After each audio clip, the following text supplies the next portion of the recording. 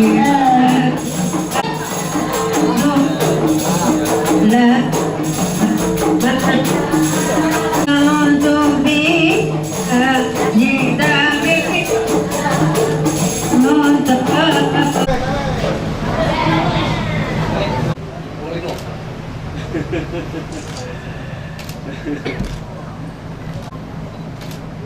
malam tanggal 16 kami ngobrol sampai jam setengah 4 subuh. Ya, berpari juga orang dari Jakarta. Iya. Nyambung. Jadi malam itu kan saya bisa keluarga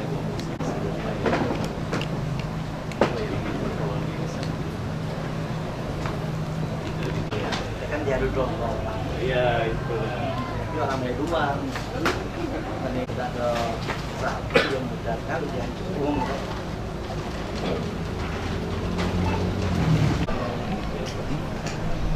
kemarin saya juga sama manusia buat keluarga istri gitu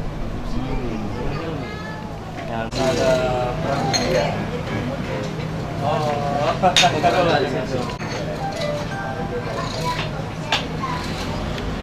Ini Kesultanan Palembang Darussalam dulur-dulur keluarga yang lain yang tidak sempat hadir di sini terpecah dan sebagainya. Nah, ini bukti bahwa Kesultanan itu tetap satu.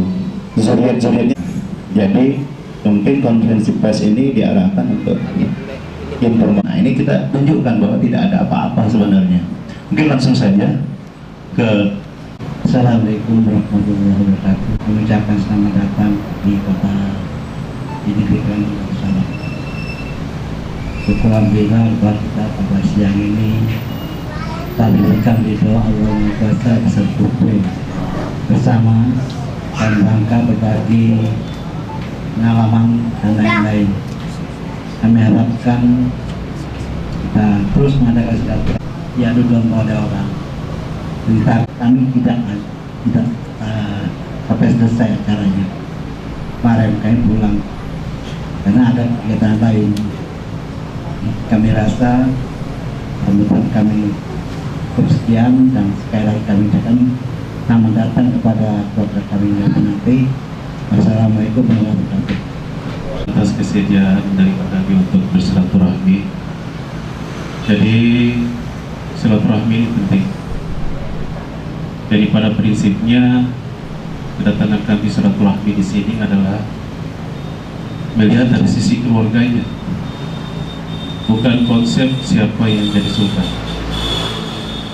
Kami ingin bahwa yang namanya turunan Kesultanan Palembang itu satu, sehingga dilihat dari orang-orang luar bahwa oh inilah keluarga Kesultanan Palembang. Sebenarnya tidak ada perpecahan, hanya belum paham saja.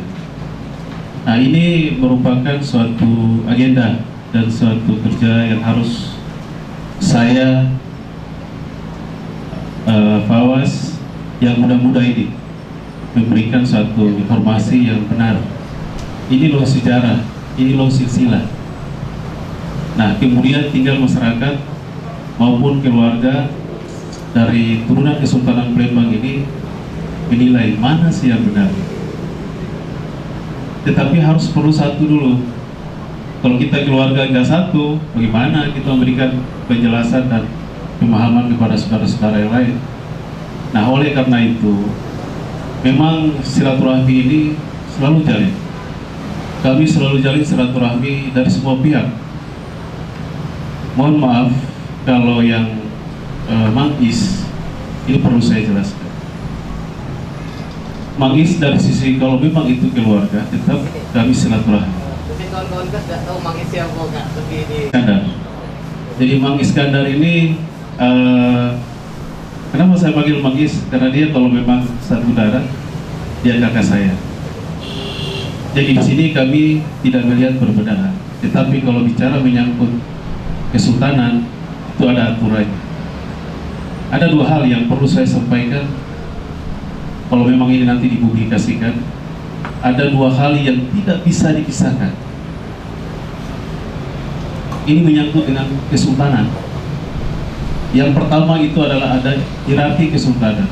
Kalau saya sultan, anak saya berhak jadi sultan. Yang kedua, harus ada penobatan secara adat. Dua hal ini kalau seandainya dipisahkan, satu tidak boleh, harus satu. Jadi kategori dua ini harus ada. Nah, setelah Ahmad Najamuddin Pangeran Ratu siapa? Berarti turunannya dari Ahmad Najamuddin Pangeran Ratu. Tapi di sini konsepnya harus kita pemersatu, harus ada wadah. Bagaimana menyatukan keluarga. Jadi pandangan sekarang memang bahwa keluarga keturunan sultan ini pecah. Sebenarnya tidak pecah. Tidak ada pecah keturunan Kesultanan Palembang, satu sebenarnya. Tapi jalinan silaturahminya itu yang belum terikat. Kemudian yang berikut itu adalah pemahaman yang saya bilang tadi. Sejarah, silsilah pun belum ada yang paham. Pemerintah pun bisa menilai apa yang mereka harus apresiasi, apa yang harus mereka bantu.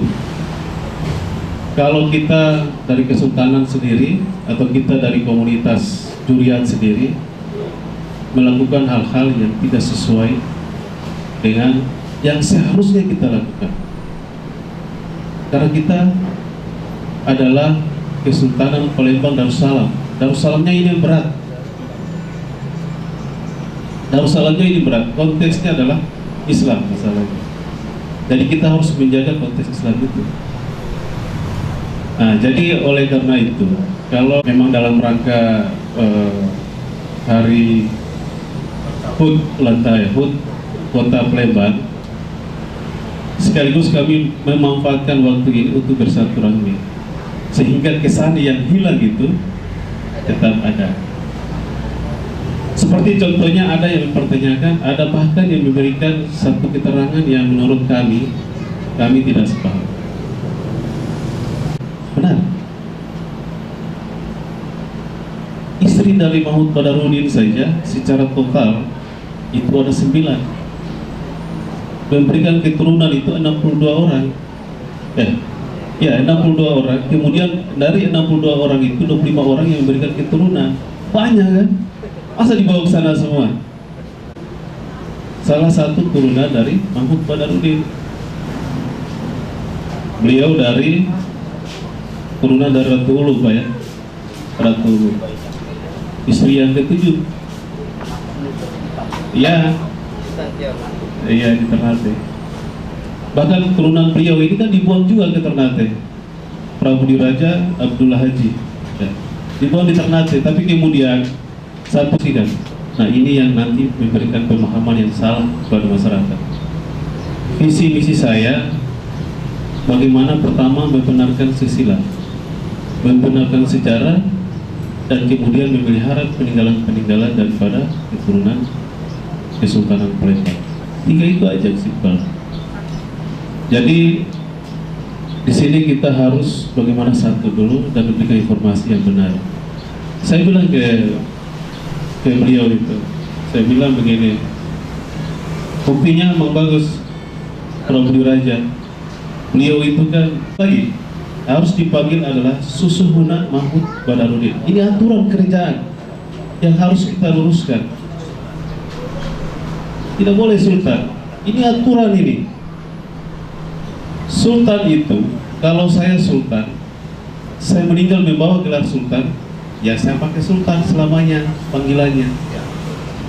Akan tetapi selama saya masih hidup, kemudian saya berikan kepada anak saya, secara otomatis dalam aturan kerajaan kesultanan itu bahwa berubah memakai gelar Susuhunan, karena sultannya sudah diberikan ke anaknya. Ini aturan yang harus kita perjelas. Kalau orang tidak paham, kalau kita panggil sultan terus menerus, berarti di bawah tidak ada sultan lagi.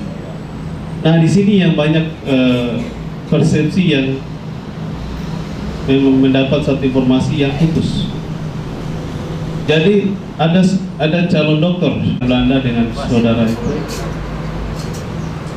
wali kotanya dan jajarannya, sehingga kami yang berada di Ternate pun bisa bertemu dan bersama-sama dengan keluarga di sini sekalian ikut berziarah dengan leluhur-leluhur kami, sehingga ada terjalin kembali beberapa tautan yang lama tidak tersambung, walaupun sudah ada langkah-langkah sebelumnya oleh dari Prabu Diraja maupun keluarga yang lain yang ke Ternate untuk menyambung silaturahmi itu. Itu yang pertama.